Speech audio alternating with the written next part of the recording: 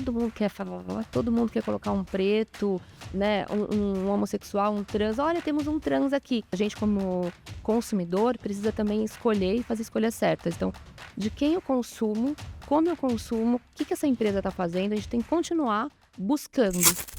Flintcast, o ponto de encontro da Creator Economy. Em parceria com o LinkedIn, entrevista Vivi Duarte, CEO da Plano Feminino e presidente do Instituto Plano de Menina. Olá, sejam bem-vindas, sejam bem-vindos ao Flintcast, a nossa nova temporada. Nosso Flintcast começou. Essa temporada eu tenho um participante incrível comigo, meu convidado especial para participar também como nosso apresentador aqui dos nossos programas, que é o LG. O LG da LinkedIn, que é nosso parceiro nesse projeto, nessa temporada. LG, bem-vindo aí, obrigado por estar comigo nessa jornada. Boa, obrigado, Crocas. É um prazer estar aqui com o pessoal da Flint, estou muito animado em representar aqui o LinkedIn. Eu sou LG, eu sou gerente de comunidades lá no LinkedIn Brasil e vai ser um prazer dividir essa temporada com vocês. Eu estou muito animado com todos os convidados que a gente convidou para essa temporada. E vamos nessa. Peso pesado, né? a gente já começa com já começa aqui, que já tô até tremendo aqui um pouquinho. Até disse que a gente tinha 40 minutos mais ou menos de podcast, mas 20 eu ia usar só para apresentar ela, de tudo que ela fez, e eu vou contar para vocês quem é. Bom, temos com a gente a Viviane Duarte. A Vivi, ela é CEO da Plano Feminino, uma consultoria que é pioneira há mais de 14 anos, promovendo equidade de gênero e diversidade para marcas como Itaú, Natura, Unilever, Samsung, entre várias outras marcas. Você com certeza já participou de alguma coisa que a Vivi e o grupo dela já fez. Ela foi Head de Connection Planning na Meta, onde liderou estratégias para Facebook, Instagram e WhatsApp na América Latina, e também foi CEO da BuzzFeed aqui no Brasil. Como presidente do Instituto Plano de Menina, ela já impactou milhões de jovens com programas voltados para autoestima, empreendedorismo e educação financeira, que é um assunto que a gente vai falar aqui hoje também. Ela é autora do livro Quem é Você na Fila do Pão, que a gente vai falar sobre ele também. É só alguma das coisas que ela é reconhecida. Então, vamos lá, na lista de algumas que eu levantei aqui. Ela é Woman to Watch em 2020, paulistana nota 10 na Folha pela Veja São Paulo, e é referência em conectar propósitos e resultados. Vivi é uma voz super influente nessa transformação do mercado de consumo e de comunicação.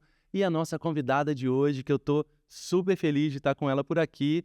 LG, a gente tem tanta pergunta para fazer que foi difícil escolher, né? Foi difícil escolher porque a Vivi, ela é uma pessoa que tem uma bagagem muito grande. A gente já trocou muito aí nessa jornada de trabalho e é um prazer ter você aqui com a gente nessa. Seja bem-vinda, Vivi. Ai, eu também estou muito emocionada aqui com essa forma também, né, de contar a história da gente. É tão bom estar com vocês, também admiro vocês, o trabalho de vocês. Que bom a gente estar junto aqui nesse papo. Estou muito feliz.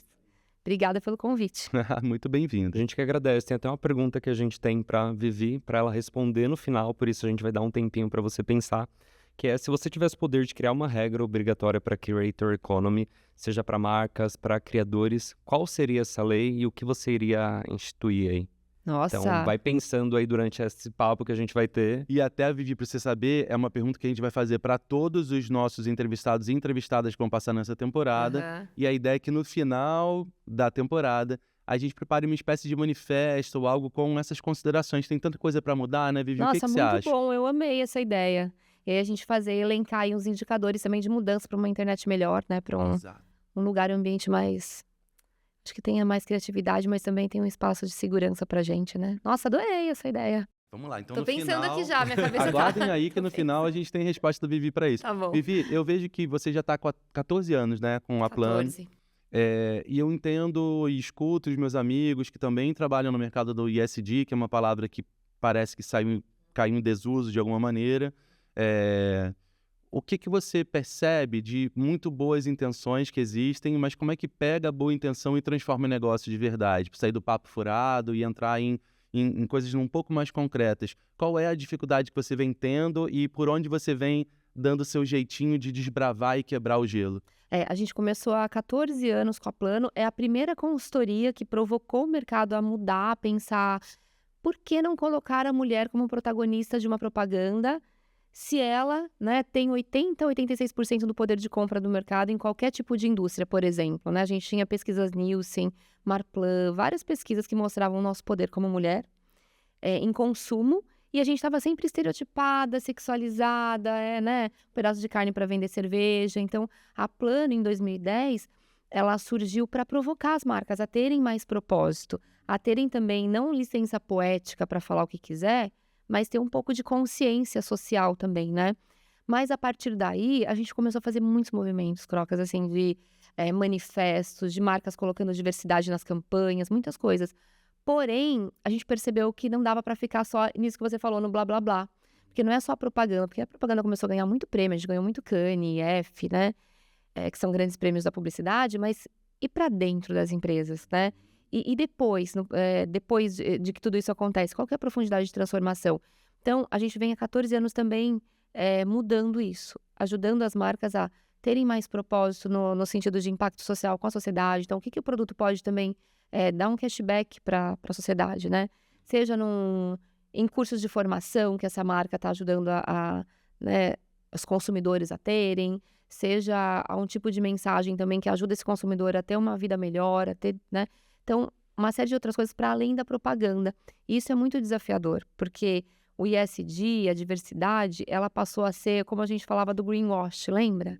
Aí plante uma árvore, todo mundo estava plantando árvore, nem podia mais. Eu lembro que tinha ambientalistas falando, gente, para. Plantando árvore errada, Vocês inclusive, estão né? plantando tudo errado, isso daqui vai estourar, tudo isso daqui, tá até dando problema aqui no ecossistema. E a mesma coisa com diversidade.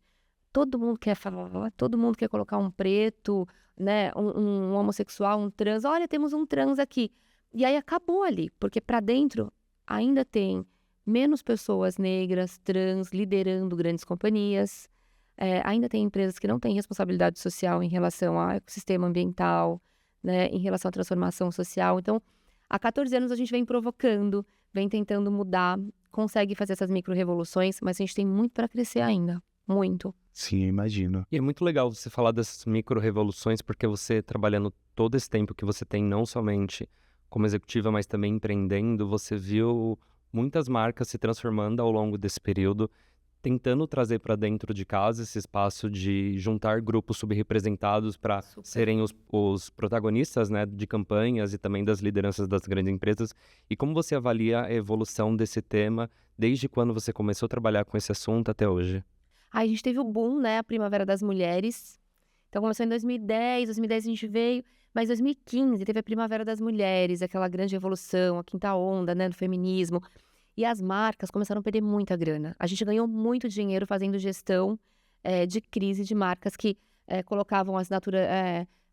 o macho mandou flores, né, no nome do produto. Fala errado aqui do corpo de uma negra para falar que ela é uma cerveja encorpada, como o corpo de uma negra. Não é tanta bizarrice, né? Deixa o não em casa. Claro. Deixa o não em casa, né? Quem não lembra dessas bizarrices da propaganda? E a gente fez muita gestão de crise. Então, a marca perdeu muito dinheiro falando errado, usando frases homofóbicas, racistas, né, gordofóbicas. E a sociedade se juntou demais nas redes sociais. Então, a nossa força, que antes era 0800, você não gostava de uma propaganda, você ligava no 0800, e aí passava para o time de marketing. Eu era desse time de marketing. Aí vinha lá e falava assim, manda uma cesta de produto para ela e uma cartinha. E essa pessoa falava, sei lá, para 10 pessoas em volta dela. Hoje, com rede social, a gente derruba campanhas milionárias. E aconteceu muito isso, né? Em 2015 até 2017, ali 2018. Então, as marcas correram para contratar diversidade e entender como eu não perco esse dinheiro aqui, como eu consigo ser uma marca, então, né, mais, de alguma forma, transformadora, que essa galera tá querendo, a sociedade está pedindo. Mas tudo, a minha percepção, envolve essa cultura, que é a cultura do vamos ganhar mais. Se a gente falar direito, a gente consegue mais resultado. E é ok, todo mundo ganha, win-win. Só que quando perceberam que estava feito, estava posto, e que começou a haver uma onda também de retrocesso no Brasil, porque a gente sabe, né, essas grandes pautas começaram a retroceder, polarizar muitos assuntos, muitas pautas. A gente sentiu como consultoria grandes marcas recuando. de temas que se colocaram à disposição como grandes propósitos, né? A gente quer ser uma marca transformadora, diversa, estamos criando grupos de afinidade, estamos contratando só pessoas negras, estamos, né? Quando essas marcas perceberam que, pera lá, abafou um pouco o caso, deu uma polarizada aqui, esse tema já não está mais fazendo com que a gente perca dinheiro se a gente não falar dele, elas começaram a recuar. Então, virou um greenwash, virou um oportunismo, né? Óbvio que a gente trabalha com marcas muito incríveis, eu não sei se pode falar nomes aqui, mas assim, a gente tem, por exemplo, Seda, a gente trabalha há 14 anos, foi a primeira marca.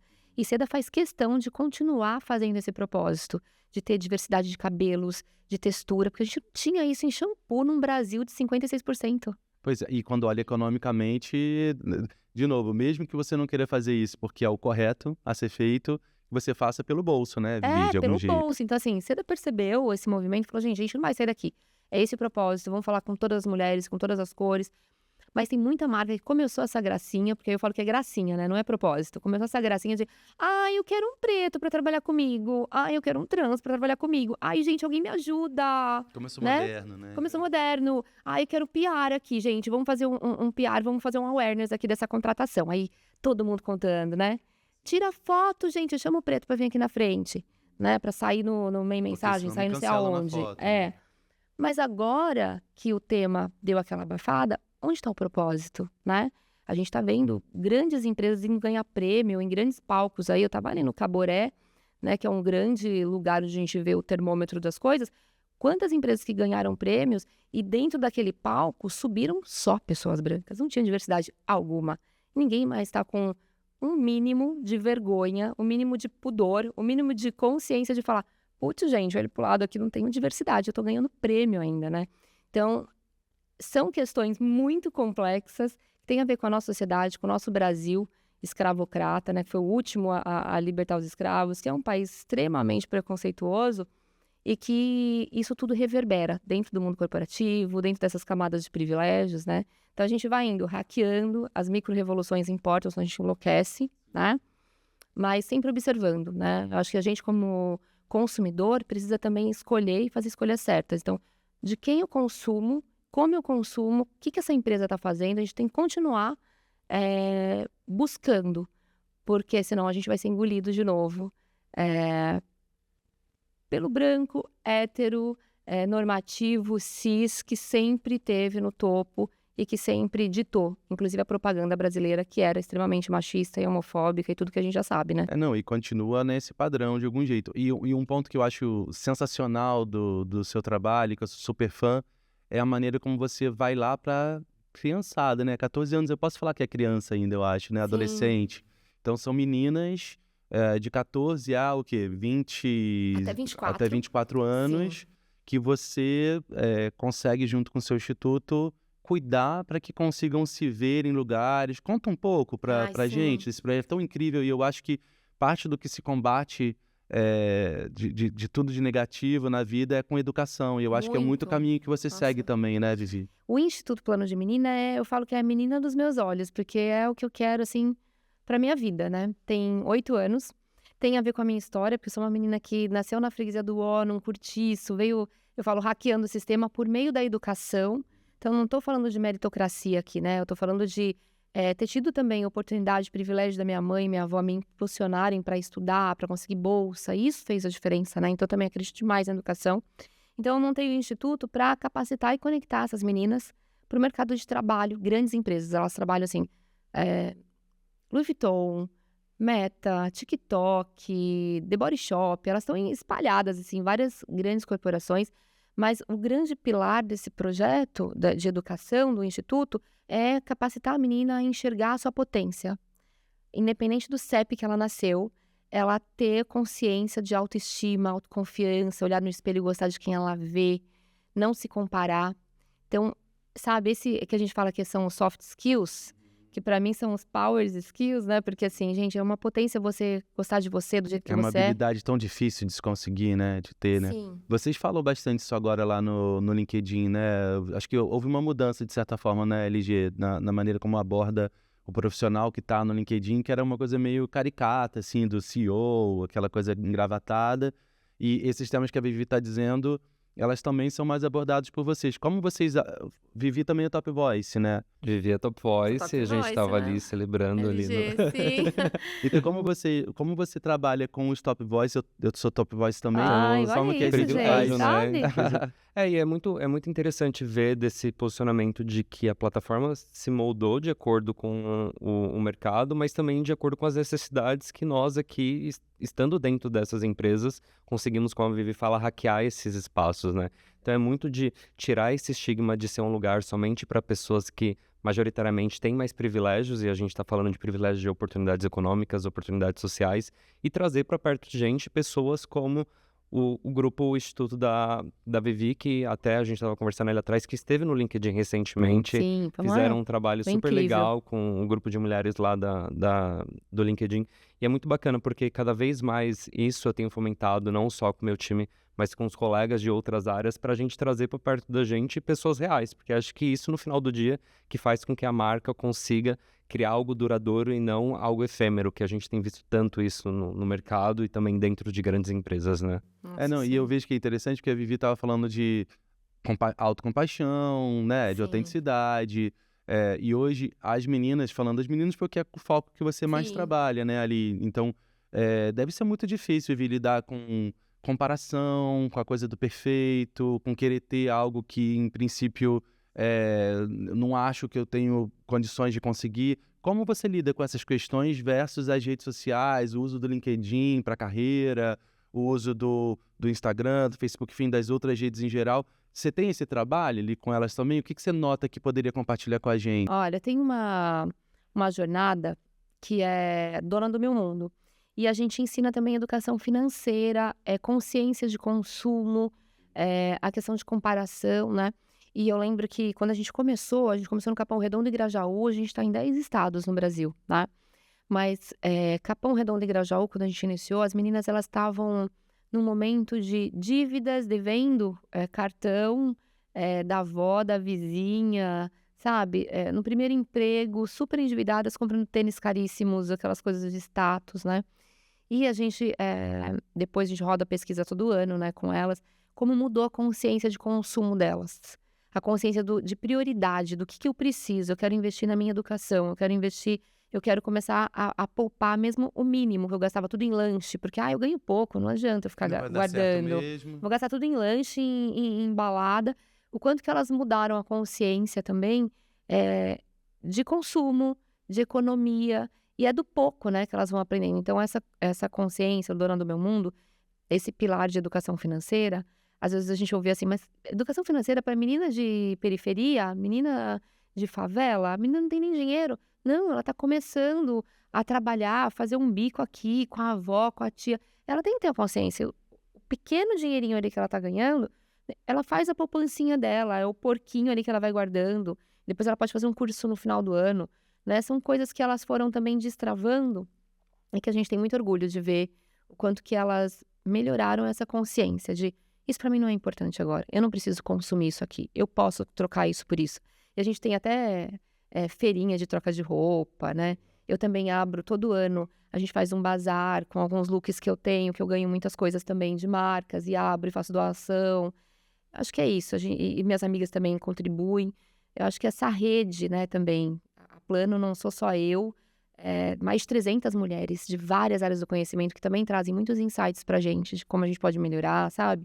E as meninas vão, né, se alimentando também dessas conexões, né? Isso é muito, muito importante para elas. É muito massa você falar isso, porque entra muito num lugar também de diversidade e inclusão, de trazer para perto também o protagonismo e empoderamento feminino para que elas cheguem em grandes posições também e se destaquem no mercado. E você trabalhou por muito tempo na Meta, trabalhou aí liderando estratégias para grandes marcas em um mercado que ainda a gente sabe que majoritariamente ele é dominado por homens. E como foi isso para você? Quais foram os desafios que você encontrou e como você tenta passar toda a sua vivência para essas meninas que estão hoje dentro do Instituto, estão aí entrando no mercado de trabalho e se solidificando nele? Olha, eu, depois de 15 anos, né? Não, depois de 13 anos, eu entrei empreendendo, eu entrei de volta para o mundo corporativo. Então, já foi de cara um baque, porque você está acostumada a empreender, decidir, resolver as coisas do dia para a noite. E aí, quando você entra numa grande multinacional, uma Global Tech como a Meta, tem várias regras, tem compliances, tem pessoas que você precisa se alinhar, e é uma provocação ali, outra aqui, né? Então, o jogo é diferente. Então, eu lembro que o primeiro ano, para mim, foi muito desafiador, por questões de idioma, porque é uma empresa, né, americana, mesmo que as pessoas são... eu ficava baseada no Brasil, mas mesmo assim, todas as reuniões em inglês, então, reuniões puxadas, então, o idioma... eu não tive dificuldade, eu coloquei meu livro, inclusive aqui, o Crocas está aqui, eu já vou fazer até um jabazão, mas eu coloquei o meu livro para jogo, porque eu tive que colocar a minha potência ali, assim, pensando nos meus pontos fortes, muito ali, gente, na mesa, em reuniões com gringaiada, formada em Harvard, em Oxford, outro não sei o quê, morou não sei quantos anos, não sei aonde, e eu vindo com a minha bagagem, freguesia do ó, hackeadora de sistema, 13 anos empreendendo, com grandes marcas, mas eu estava ali, né, com vivências diferentes. Então, eu precisei colocar minha autoestima e minha autoconfiança para jogo, porque o tempo inteiro você é provocada a desistir. Tipo, esse não é o teu lugar, né? Mulher preta, né? Não tá com background de escolas internacionais. Porém, esse ano palestrei em Harvard, fui convidada. Então, Desculpa, assim, meu sabe? Então, acho que eu ensino isso para as meninas também. Valorizar a tua história, teus pontos fortes. A gente tem um exercício que, inclusive, tem no livro, que é fazer a sua SWOT. Quais são os seus pontos fortes e as oportunidades que você tem na mão? Vamos trabalhar para potencializar isso na sua cabeça e não ficar com aquela vozinha.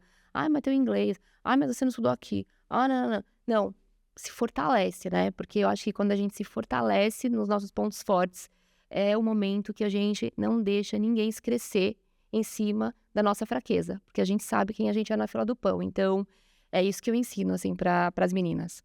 Eu até vou pegar daí, porque a gente comentando, primeiro que a gente adorou o nome do livro, né, LG? E eu vi muito que você conta várias situações que você passou na perifa, né, de usar a sacola do pé, né, sacola para chuva, para o calor.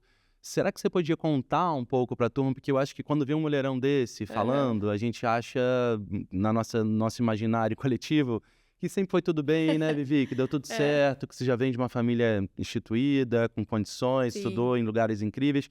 E não foi bem assim, né? A sua história é completamente diferente e que pode ter muita gente precisando inspirar um pouco desse lugar. Será que você não conta pra gente alguma das situações que você passou? E quem não leu ainda o livro da Vivi, Quem é Você na Fila do Pão? Sensacional, fica a dica de leitura aí pra todo mundo. E você sabe que o Quem é Você na Fila do Pão é uma provocação, né? O mundo corporativo adora provocação, né? Eu tô falando provocação porque todas as reuniões você traz um big projeto, vem alguém e fala, I have a provocation. Aí você dá 3 passos pra trás pra poder alinhar tudo de novo, né? Então, é sempre uma provocação. Mas esse Quem é Você na Fila do Pão é uma provocação que eu sempre tive desde pequena, porque eu fui aquela menina que nasceu num cortiço da freguesia do Ó. Minha mãe e minha avó sacoleiras do Brás, então desde cedo eu acompanhava elas nas compras, negociação, voltava naquele trenzão com aquele monte de sacola, né? E ajudava elas até vender, arrumar as coisinhas. Quantos anos você tinha, Vivi? Tinha uns 6 anos. Porque antes eu ficava com a minha tia, antes dos 6. Mas depois dos 6, fui embora junto com elas. Também, ajudava em tudo. E quando eu falava que eu queria ser jornalista, porque minha primeira formação, as pessoas falavam assim, quem que é você na fila do pão?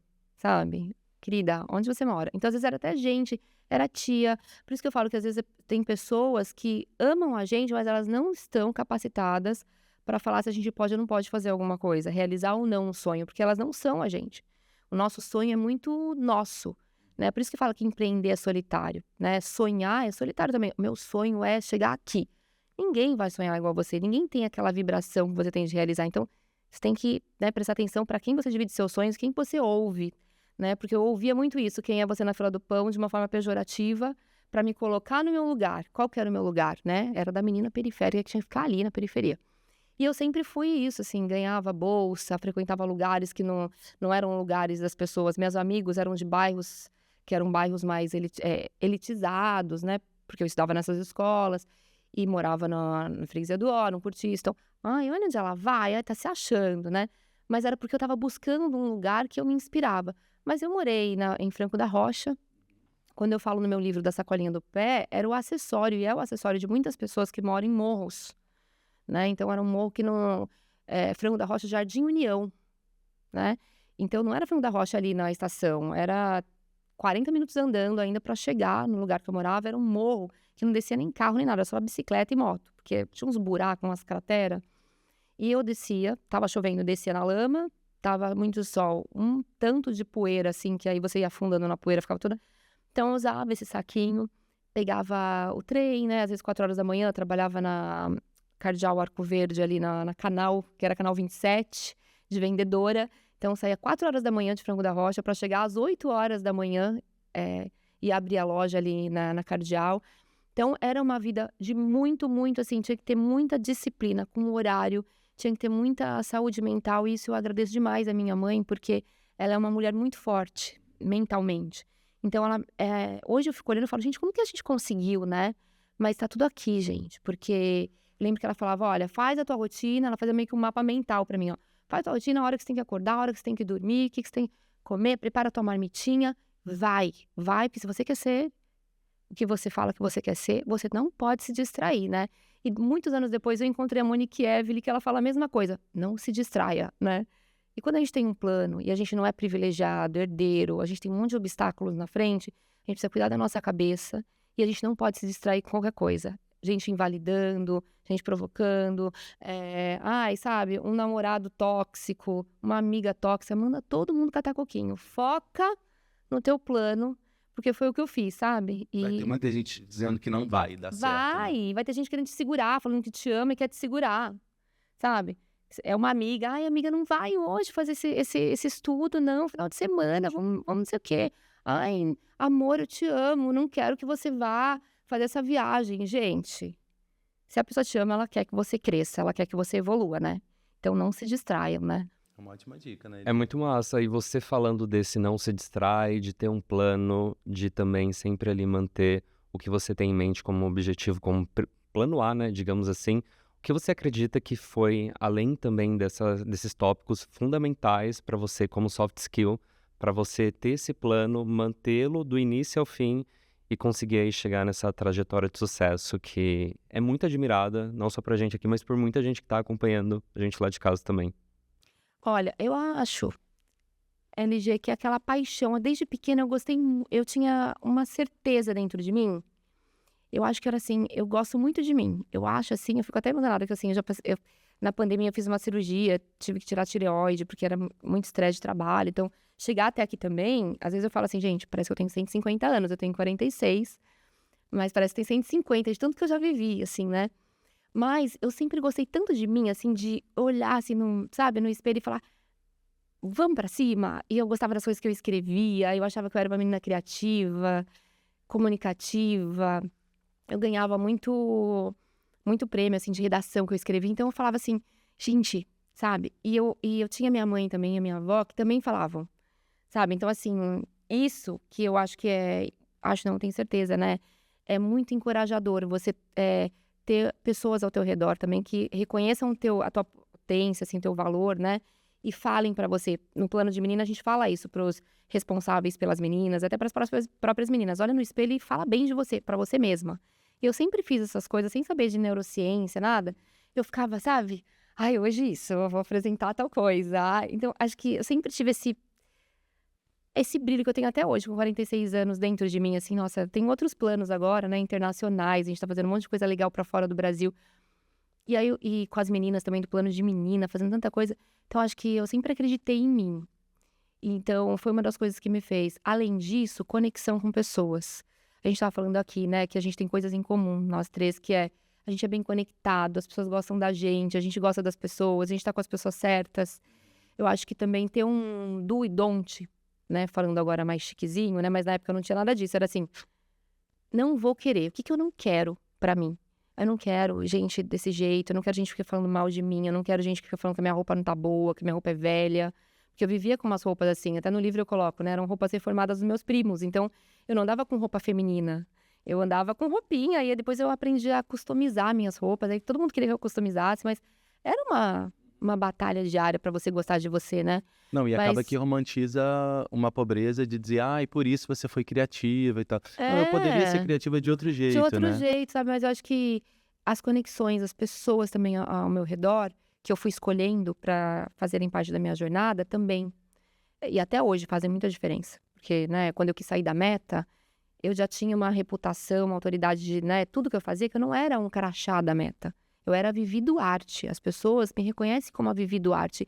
E eu falo isso para todas as pessoas que eu amo, para todas as pessoas que eu, né, assim, posso falar também nas minhas redes sociais. Eu falo, não seja um crachá de empresa.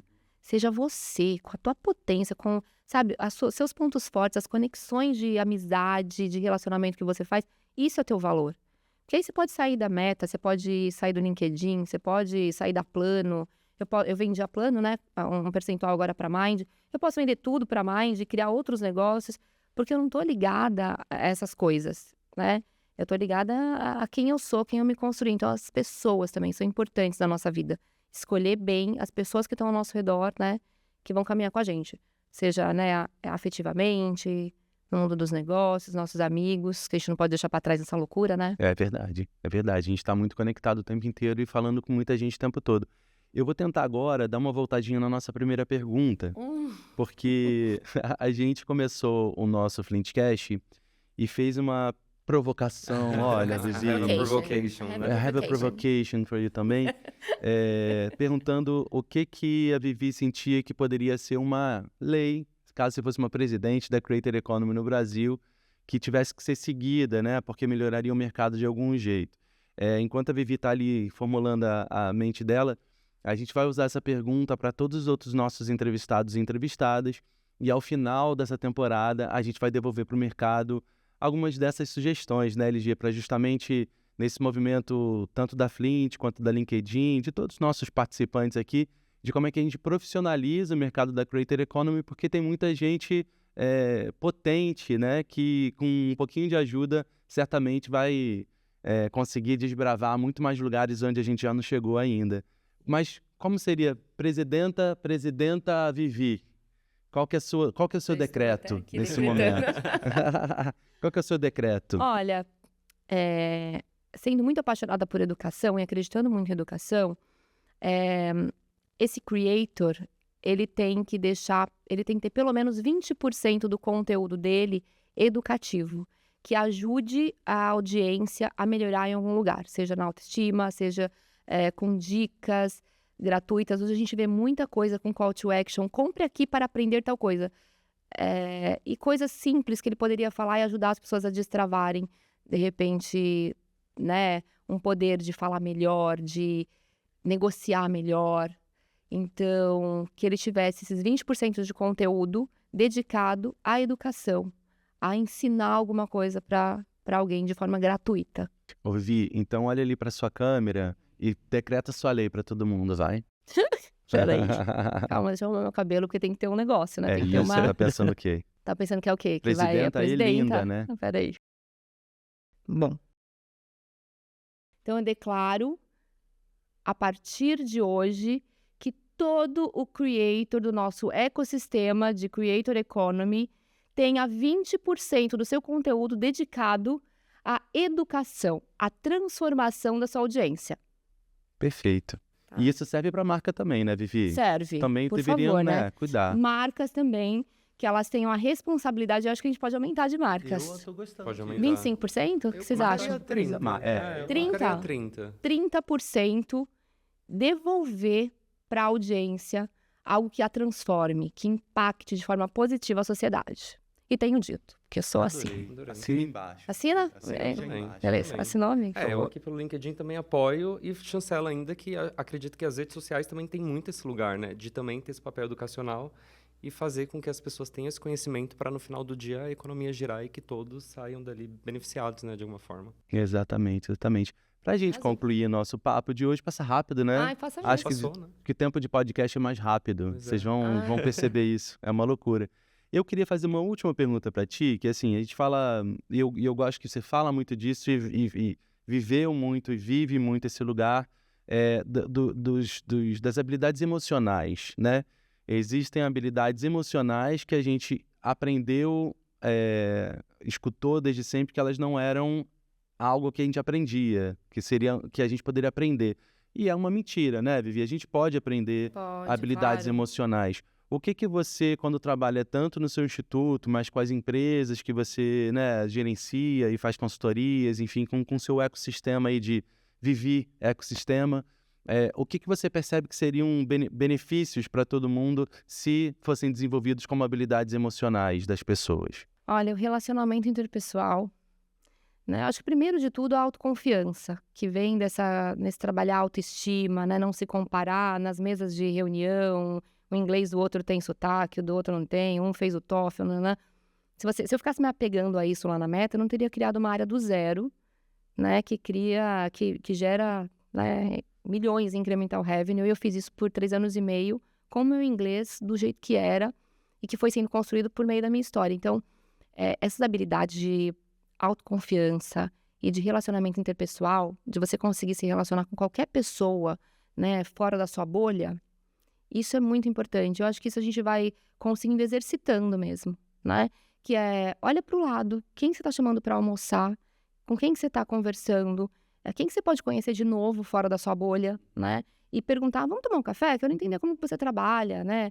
Esse exercício é importante. Todo profissional precisa ter esse exercício. A gente fala de presente e futuro do trabalho e a gente sabe que as habilidades técnicas são aprendidas, mas as emocionais são as mais valorizadas hoje, porque a gente realmente está num mundo que é tudo muito voraz.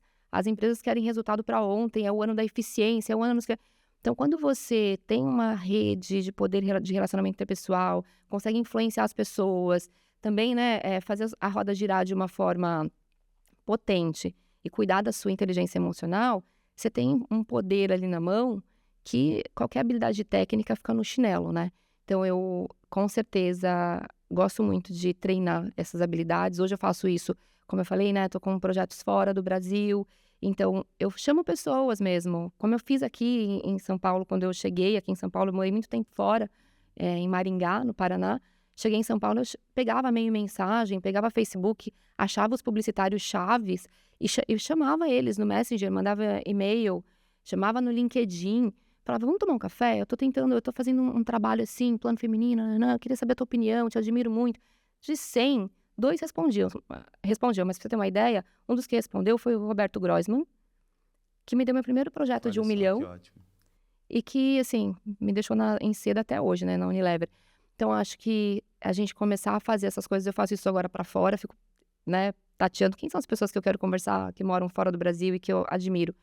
Acho que a gente tem que ter esse poder, tanto que a gente admira, quanto que a gente tem curiosidade em falar, como que eu posso fazer para ajudar, de repente, com o privilégio que eu tenho? Uma comunidade, uma ONG, a gente furando nossas bolhas, sabe? E assim a gente vai exercitando esse poder de relacionamento interpessoal e vai acreditando mais na gente também. A gente não tá ajudando só o outro, tá ajudando a gente também, né? Sem dúvida. E muitas vezes pensa-se isso, né? Ninguém vai me responder, se eu mandar aquela mensagem no LinkedIn, não vão me responder. Não, é uma verdade. Pode ser que dos 100, 2 respondam, mas esses 2 sejam incríveis, né, LG? Então... E quando procurar as pessoas no LinkedIn, não só perguntam se elas estão bem, já chega com plano, já chega com uma ideia, já chega chegando como a Vivi fez, e com certeza, dos 100 ali, vão ter 2 que vão responder.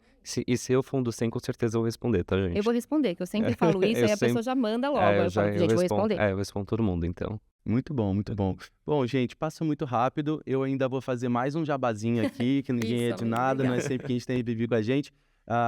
Quem é você na fila do pão? É uma boa pergunta para você fazer para você mesmo aí, nesse momento. A gente chega ao final de mais um Flintcast, dessa vez em parceria com a LinkedIn, parceiros super queridos que também vêm ajudando a gente a entender essa dinâmica nova do mercado de trabalho, das carreiras, dos desenvolvimentos emocionais que a gente precisa ter também. E é isso, a gente se vê num próximo episódio. Muito obrigado, LG, por estar sendo meu parceiro aqui nessas entrevistas. Muito obrigado. Se quiser dar um tchau também. E Vivi, um enorme prazer de ter você aqui com a gente. Conta sempre com a gente. Estamos aqui para o que precisar. E obrigado pelo trabalho que você e seu time fazem. Obrigada. Obrigada pelo convite também. LG, Croca, sou do time. Flint, LinkedIn. E vamos para cima, é isso. É isso, a gente também, sabendo obrigado. quem é na fila do pão, né, Pois LG? Vamos fazer com que outras pessoas também saibam, assim como a gente soube também lá atrás, e de alguma forma ajudar com que quem estiver assistindo saia daqui mais privilegiado e educado de alguma forma. Vamos nessa. Até a próxima. Tchau, tchau, pessoal. Flintcast. Esse foi mais um episódio do Flintcast, o ponto de encontro da Creator Economy. Aproveite para seguir a Flint nas redes sociais.